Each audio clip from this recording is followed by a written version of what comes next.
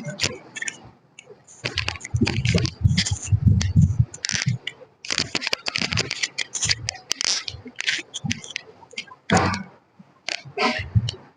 আলাইকুম রাহমাতুল্লাহ। এখন আমরা দেখব কেন্দ্র কেন্দ্রমুখী বল। কেন্দ্রমুখী বল সম্পর্কে আমরা জানব। কেন্দ্রমুখী বলটা আসলে কি? যে বলের ক্রিয়ায় বস্তু সমদ্রুতিতে বৃত্তাকার পথে চলতে থাকে এবং বস্তুর গতিপথের সাথে লম্বভাবে ভেতরের দিকে ক্রিয়া করে। দেখো, মনে করো একটা বস্তু এ নামক একটা বস্তু এ থেকে বি এর দিকে চলমান, এ থেকে বি এর দিকে চলমান, ঠিক আছে? চলমান হওয়ার সময় মনে করো এদিক থেকে একটা বল ক্রিয়া করতেছে বারবার। এদিক থেকে যখন বলটা ক্রিয়া করবে তখন তখন এই বস্তুটা সোজাসুজি আর যেতে পারবে না, তখন এই বস্তুটা একটু বাঁকা দিকে চলে যাবে। এই বস্তুটা একটু এভাবে বাঁকা দিকে চলে যাবে, ঠিক আছে? বাঁকা দিকে যখন চলে যাচ্ছে তখন আরো বেশি বল দেখা যাচ্ছে ওদিক দিয়ে ক্রিয়া করতেছে। তখন তখন তখন বস্তুটা আরো একটু বেঁকে গেছে।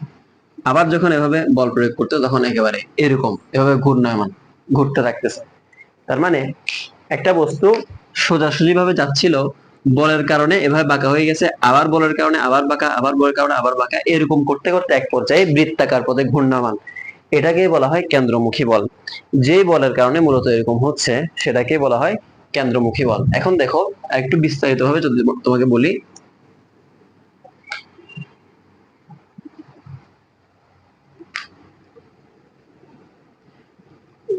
এ থেকে বি পর্যন্ত বস্তু যাচ্ছে, বস্তুর গতিপথ কোন দিকে? বস্তুর গতিপথ হচ্ছে এ থেকে বি এর দিকে। বস্তুর গতিপথের সাথে লম্বভাবে বস্তুর গতিপথের সাথে লম্বভাবে যদি বলটা ক্রিয়া করে এটাকে বলা হবে কেন্দ্রমুখী বল। 90 ডিগ্রি অ্যাঙ্গেলে ক্রিয়া করতেছে। তাহলে বস্তুটা একটু এভাবে ঘুরে যাবে, বস্তুটা একটু এভাবে ঘুরে যাবে। যখন ঘুরে গেছে তখন এই জায়গায় বস্তু এই জায়গা বরাবর ক্রিয়া করতেছে, এটার সাথে আবার লম্বভাবে বলটা ক্রিয়া করবে। তখন বস্তুটা এই জায়গায় সরে যাবে। বস্তুটা যখন এই জায়গায় সরে আসছে, বস্তুটা এদিকে যাচ্ছে, এটার সাথে আবার লম্বভাবে ক্রিয়া করতেছে, তখন বস্তুটা একটু এই জায়গায় সরে যাবে। তো এভাবে আসলে বস্তুটা ঘূর্ণায়মান। তার মানে একটা বৃত্তাকার বস্তু যদি তুমি কল্পনা করো, বৃত্তাকার বস্তু যদি তুমি কল্পনা করো, তাহলে এই বৃত্তাকার বস্তুর দিকে যদি তুমি তাকাও, তাহলে এই পয়েন্টটা মনে করো, এই পয়েন্টটা মনে করো বৃত্তাকার বস্তুর দিক, এদিকে এদিকে যাচ্ছে। তাহলে এটার বলটা কোন দিকে ক্রিয়া করব? এটার সাথে ঠিক লম্ব বরাবর, ঠিক লম্ব বরাবর, অর্থাৎ কেন্দ্রের দিকে ঠিক লম্ব বরাবর বলটা ক্রিয়া করে সবসময়। ঠিক লম্ব বরাবর বলটা ক্রিয়া করে কেন্দ্রের দিকে। তার মানে গতিপথ যদি এদিকে হয়, গতিপথ যদি এদিকে হয় তাহলে এখান থেকে শুরু করে ঠিক এই গতিপথের সাথে লম্ব বরাবর কেন্দ্রের দিকে যে বলটা ক্রিয়েট হয় সেটাকেই বলা হচ্ছে কেন্দ্রমুখী বল। কেন্দ্রের দিকে কেন্দ্রমুখী বল। তার মানে বৃত্তাকার বস্তুর ক্ষেত্রে বা যে কোনো বস্তুর ক্ষেত্রে এমন একটা বল যদি ক্রিয়া করে যে বলটা বস্তুর কেন্দ্রের দিকে এবং বস্তুর কেন্দ্রের দিকে এবং লম্ব বরাবর, বস্তুর কেন্দ্রের দিকে এবং লম্ব বরাবর কোন একটা বল ক্রিয়া করলে, তাহলে ওই বস্তুটা যদি ঘূর্ণায়মান হয় তখন ওই বলটাকে বলা হয় কেন্দ্রমুখী বল। এখন আমরা দেখি এই কেন্দ্রমুখী বলের মানটা কি, কেন্দ্রমুখী বলের মানটা আসলে কি।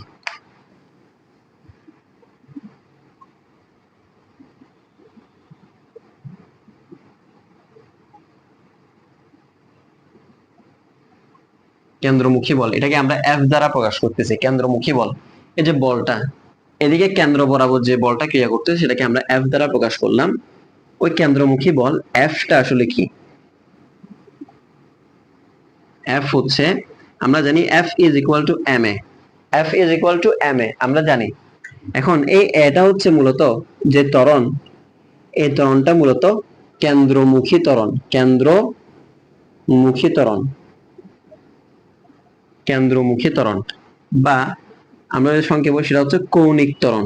কৌণিক ত্বরণ, নরমাল ত্বরণ কিন্তু এটা নয়, এটা হচ্ছে কৌণিক ত্বরণ বা কেন্দ্রমুখী ত্বরণ। আমরা কি জানি? আমরা কেন্দ্রমুখী ত্বরণ সম্পর্কে জানি A is equal to V square divided by R. A is equal to v square divide by r। এটা হচ্ছে কেন্দ্রমুখী ত্বরণ, এটা হচ্ছে কেন্দ্রমুখী ত্বরণ। তার মানে আমরা এখানে যদি এই কেন্দ্রমুখী ত্বরণটার মান বসাই দিই তাহলে আমরা কি পাবো, v square divided by r। এটাই হচ্ছে আমাদের কেন্দ্রমুখী বল। তার মানে কেন্দ্রমুখী বল F is equal to mv square divided by r।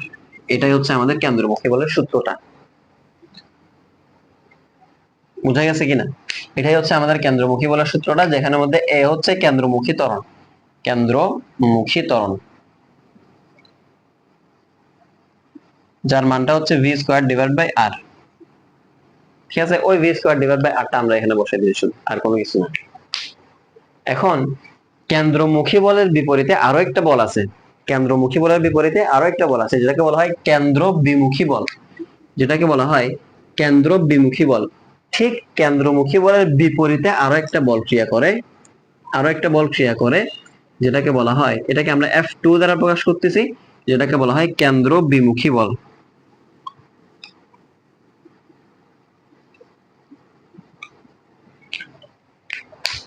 কেন্দ্র বিমুখী বল অর্থাৎ আমাদের পৃথিবী যদি আমরা কল্পনা করি, পৃথিবী সূর্যের চারদিকে ঘুরতেছে কিসের প্রভাবে? কেন্দ্রমুখী বলের প্রভাবে। কিভাবে? কেন্দ্রমুখী বলের প্রভাবে। এই যে কেন্দ্রমুখী বলটা, কেন্দ্রমুখী বলটা একেবারে পৃথিবীর ভেতর দিকে, পৃথিবীর ভেতর দিকে একটা, মনে করো এটা যদি সূর্য হয়, সূর্যের চারদিকে পৃথিবী ঘুরতেছে,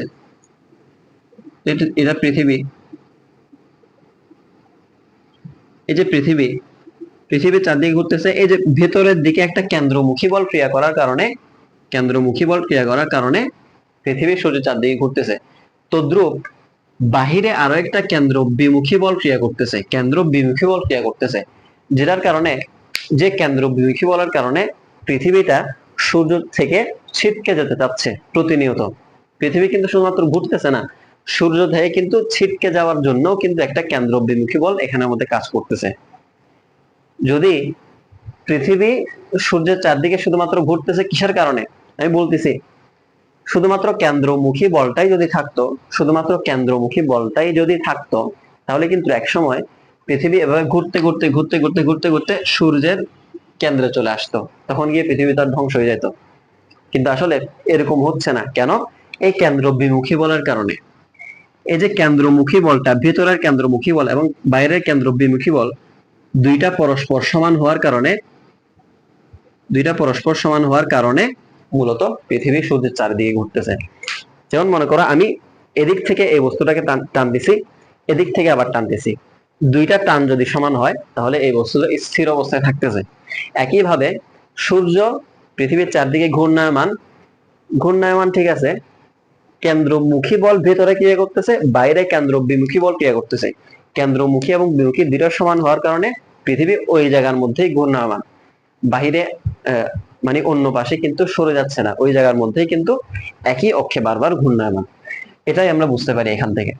এজন্য যে কোনো বস্তু, শুধুমাত্র পৃথিবী না, যে কোনো বস্তু, তুমি একটা সুতাকে যদি টেনে, একটা সুতা যদি এখানে বেঁধে দাও এবং সুতাকে যদি ঘোরাতে থাকো, এই যে সুতা যে ঘুরতেছে, সুতা কিন্তু বাহিরের দিকে একটা কেন্দ্র বিমুখী বল কিন্তু ক্রিয়া করতেছে এবং ভেতরেও একটা কেন্দ্রমুখী বল ক্রিয়া করতেছে।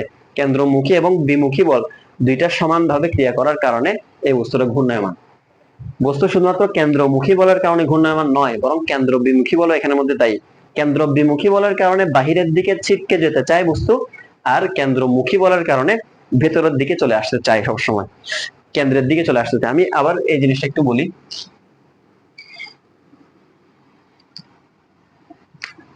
কেন্দ্রমুখী বলের কারণে কেন্দ্রের দিকে আসতে চায়, আর কেন্দ্র বিমুখী বলের কারণে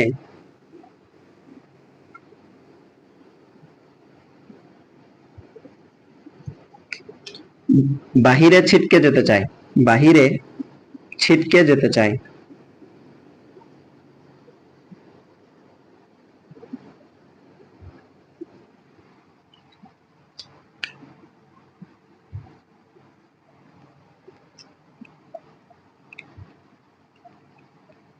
দেখো, কেন্দ্রমুখী বলের কারণে কেন্দ্রমুখী বলার কারণে বস্তু ভেতরের দিকে চলে আসতে চায় কেন্দ্রমুখী বলার কারণে, আর কেন্দ্রবিমুখী বলার কারণে বাহিরের দিকে ছিটকে যেতে চায়।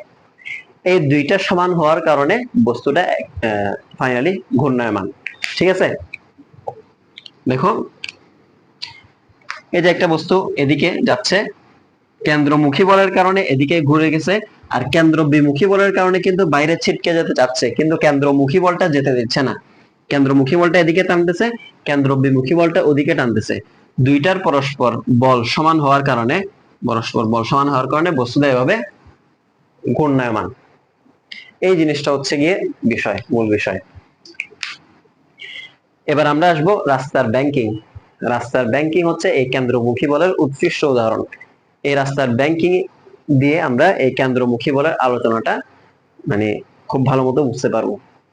এখন আসো রাস্তার ব্যাংকিং দিয়ে আমরা কেন্দ্রমুখী বলের আলোচনাটা একটা সুন্দর একটা ফেজের মধ্যে দাঁড় করাই।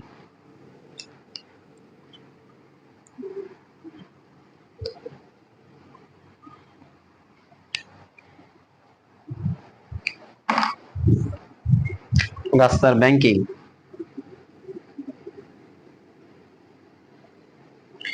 এই রাস্তার ব্যাংকিংটা আসলে কি? রাস্তার ব্যাংকিংটা হচ্ছে, দেখো যখন কোন একটা গাড়ি চলমান অবস্থায় থাকে, যখন একটা বাঁক নিতে হয় আমাদেরকে, গাড়ি মনে করো চলমান অবস্থায় আছে, চলমান অবস্থায় হঠাৎ করে এরকম আঁকা বাঁকা রাস্তায় আমাদেরকে চলতে হয় না, অবশ্যই আমাদেরকে আঁকা বাঁকা বিভিন্ন রাস্তার মধ্যে চলাচল করতে হয়। এই আঁকা বাঁকা রাস্তার মধ্যে চলাচল করার সময়, অর্থাৎ বাঁক নেওয়ার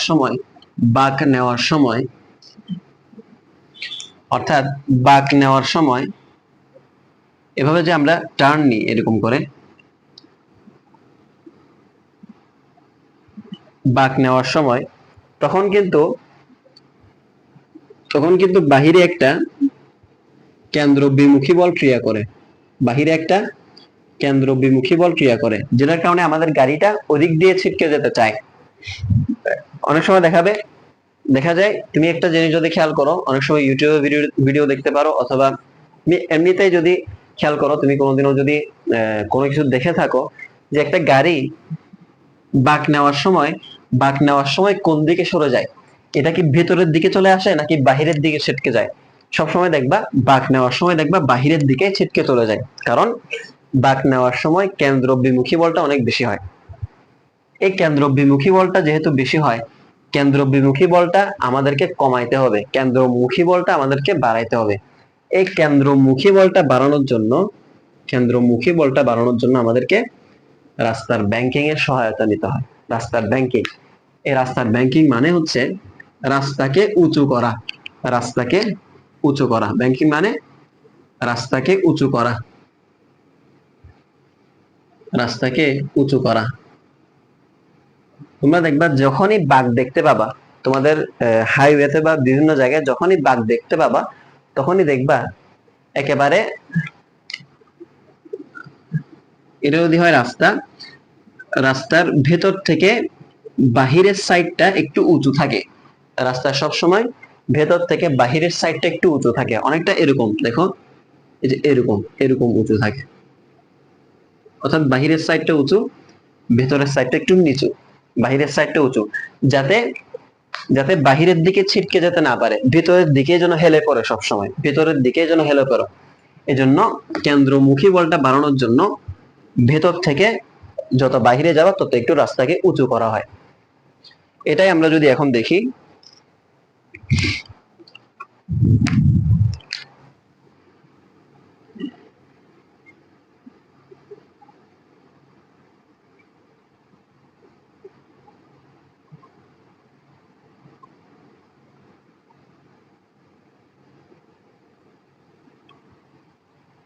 ঠিক আছে, এই রাস্তাকে উঁচু করা হলো।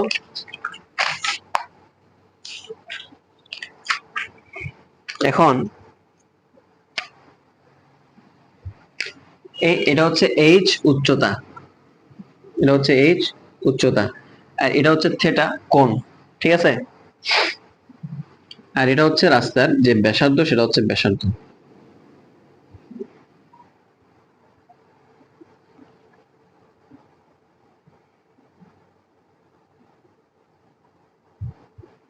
এটা হচ্ছে রাস্তার প্রস্থ ডি, তার মানে আর হচ্ছে ব্যাসার্ধ,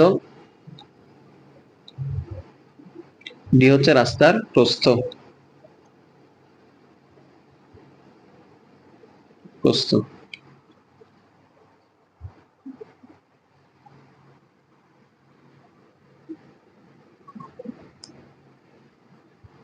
রাস্তার প্রস্থ। এখন এখানে আমি কোন সূত্রটা অ্যাপ্লাই করতে পারবো দেখো তো। আমি যদি এখানে সাইন থেটা অ্যাপ্লাই করি, সাইন থেটা এর সূত্র অ্যাপ্লাই করি, সাইন থেটা এর সূত্র কি? এটা একটা অতিভুজ না? হ্যাঁ অতিভুজ। তাহলে এখানে হবে লম্ব ডিভাইডেড বাই অতিভুজ, লম্ব ডিভাইডেড বাই অতিভুজ। আমি যদি cos থেটার সূত্র অ্যাপ্লাই করি তাহলে এখানে হবে ভূমি ডিভাইডেড বাই অতিভুজ, ভূমি ডিভাইডেড বাই অতিভুজ। আমি যদি এখানে tan থেটার সূত্র অ্যাপ্লাই করি তাহলে সেখানে হবে লম্ব ডিভাইডেড বাই ভূমি। এখানে আমাদের cos থেটার সূত্রটা খুব বেশি একটা প্রয়োজন হয় না, আমরা sin থেটার সূত্র অ্যাপ্লাই করে এবং tan থেটার সূত্র অ্যাপ্লাই করে আমরা এখান থেকে কোণের মানটা বের করি। সাধারণত এই কোণ, এটাকে বলা হয় ব্যাংকিং কোণ, এটাকে বলা হয় ব্যাংকিং কোণ। এই ব্যাংকিং কোণের সূত্রটা হচ্ছে সাধারণত এটা, ব্যাংকিং কোণের সূত্রটা হচ্ছে সাধারণত এই যে সাইন থেটা, সাইন থেটা দিয়ে আমরা মূলত ব্যাংকিং কোণের সূত্রটা ইউজ করি। তার মানে আমাদের ব্যাংকিং কোণের সূত্রটা কি? সেটা is equal two sign inverse উচ্চতা ডিভাইডেড বাই রাস্তার যে প্রস্থ সেটা। এটা হচ্ছে আমাদের ব্যাংকিং কোণ, এটা হচ্ছে আমাদের ব্যাংকিং কোণ।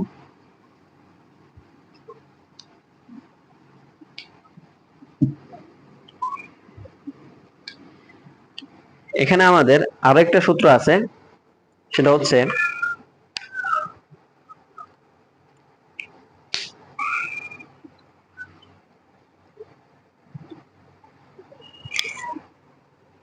আমরা এই জায়গা থেকে আরো একটা সূত্র আমরা বের করতে পারি, সেটা হচ্ছে যখন এই রাস্তা দিয়ে একটা গাড়ি গমন করবে বা গাড়ি যাবে, তখন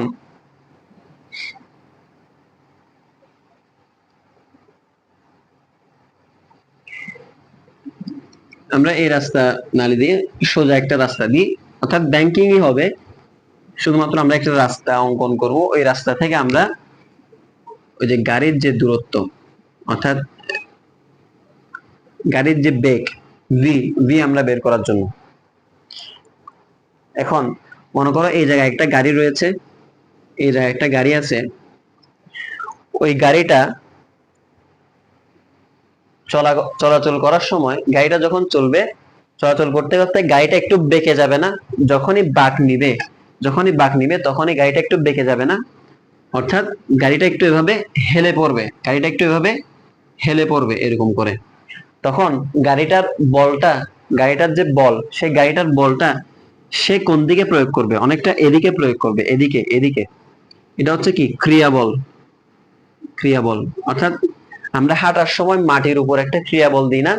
ওই ক্রিয়া বলটা গাড়িটা তির্যক ভাবে প্রয়োগ করবে, যেহেতু গাড়িটা একটু বাঁক নিবে সেজন্য ক্রিয়া বল।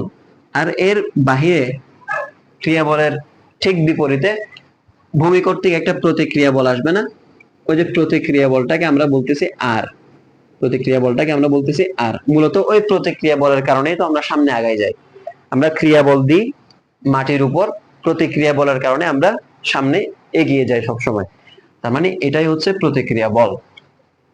এই যে প্রতিক্রিয়া বলটা আমরা এখন, এখন আমরা এই প্রতিক্রিয়া বলটাকে যদি আমরা দুই ভাগে ভাগ করি তাহলে আমরা কি দেখতে পাবো? দুই ভাগে যদি আমরা ভাগ করি তাহলে এটা যদি আমাদের থিটা কোণ হয়, এটা যদি আমাদের থিটা কোণ হয় তাহলে আমাদের এটা হবে আর cos থিটা, এটা হবে আর sin থিটা, আর cos থিটা, এটা হবে আর sin থিটা, আমরা জানি। তাহলে যেহেতু এটা ক্রিয়া এবং প্রতিক্রিয়া বল, আমরা যেহেতু দুই ভাগে ভাগ করে ফেলছি তাহলে এখানের মধ্যে প্রতিক্রিয়া বলটা আর থাকবে না। তাহলে আমাদের এখানে থাকবে দুইটা বল, একটা হচ্ছে আর sin থিটা, একটা হচ্ছে আর cos থিটা, একটা হচ্ছে আর sin থিটা, একটা হচ্ছে আর cos থিটা।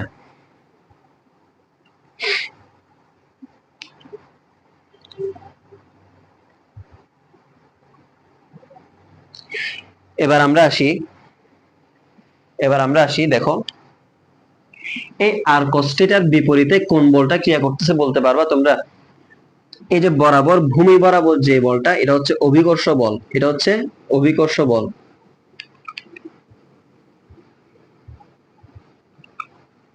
এফ, অভিকর্ষ বল অর্থাৎ ভূমির নিচ বরাবর যে বলটা ক্রিয়া করতেছে একদম নিচে ভূমি বরাবর, সেটা হচ্ছে অভিকর্ষ বল। অভিকর্ষ বল এটাকে আমরা ধরতেছি FG, F is MG, F is equal to MG. আর উপরে যে বলটা ক্রিয়া করতে সেটা হচ্ছে একটা উপাংশ, ঠিক আছে?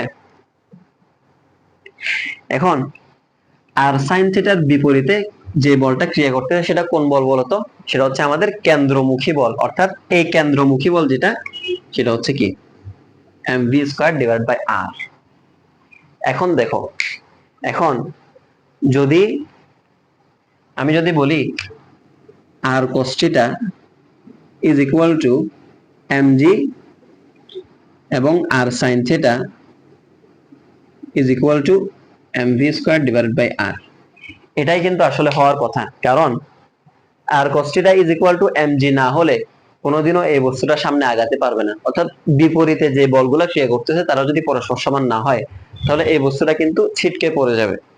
আর এদিক দিয়ে mv স্কয়ার ডিভাইড বাই আর, এই দুইটা বল, এই যে ক্রিয়া প্রতিক্রিয়া বল সমান হওয়ার কারণেই তো আমরা সামনে আগাইতে পারতেছি। অর্থাৎ ভূমির উপরে যে ক্রিয়াটা বিপরীতে আর নিচে যে বলটা ক্রিয়া করতেছে ওই দুইটা সমান হওয়ার কারণেই তো আমরা সামনে আগাইতে পারতেছি।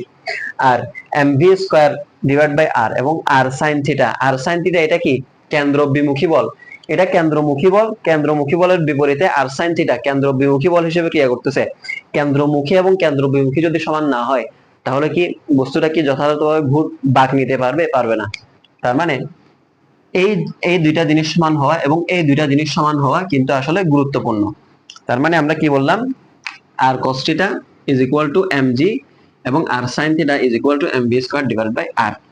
এখন আসো আমরা মূল সূত্রটা এখন প্রতিষ্ঠা করতে পারবো। চিত্রটা মুছে দিতে, চিত্রটা আর তেমন দরকার নাই। দুইটা সমীকরণকে যদি আমি ভাগ করি তাহলে দেখো, এটা যদি হয় প্রথম সমীকরণ, এটা যদি হয় দ্বিতীয় সমীকরণ, আমি কি করলাম? আমি যেটা করলাম সেটা হচ্ছে দ্বিতীয় সমীকরণ ডিভাইডেড বাই প্রথম সমীকরণ ইজ ইকুয়াল টু দ্বিতীয় সমীকরণ উপরে, প্রথম সমীকরণ নিচে। কেন করতেছি একটু পরে বুঝতে পারবা। দেখো, তার মানে mv square divided by r divided by mg, ঠিক আছে? এখন পুরোটা মুছে দিয়ে আমি এই জিনিসটা উপরে লিখে তাহলে তোমাদের জন্য সুবিধা হবে আশা করি। দেখো, এটাকে যদি আমি এদিকে লিখি তাহলে কি হয়? আর আর কাটাকাটি চলে যাবে। sin theta divide by cos theta সমান tan থিটা, ঠিক আছে না? ইজ ইকুয়াল টু দেখো mv square divided by r into mg কিন্তু ডিভাইডেড বাই আছে, তাহলে 1 বাই mg, 1 বাই mg। তাহলে এখানে m এবং m কাটাকাটি, ফাইনালি আমাদের সূত্রটা যেটা দাঁড়ায় সেটা হচ্ছে v square divided by rg tan theta. সুতরাং v square is equal to rg tan theta. সুতরাং v is equal to rg tan theta. এটা হচ্ছে আমাদের বেগ, অর্থাৎ রাস্তার ব্যাংকিং এর সময় আমরা এই বেগে চলমান, আমাদেরকে এই বেগে চলাচল করতে হবে। রাস্তার ব্যাংকিং এর সময় আমরা এটা আমাদের এই বেগটা আমাদেরকে কি করতে হবে? চলাচল হবে এই বেগটা। এবং এখানের মধ্যে কোণের মানটা আমরা কিভাবে নির্ণয় করব? সুতরাং কোণ is equal to tan inverse v square divide by rg। এই দুইটা মান, কয়টা মান আমরা পাইলাম এখানে?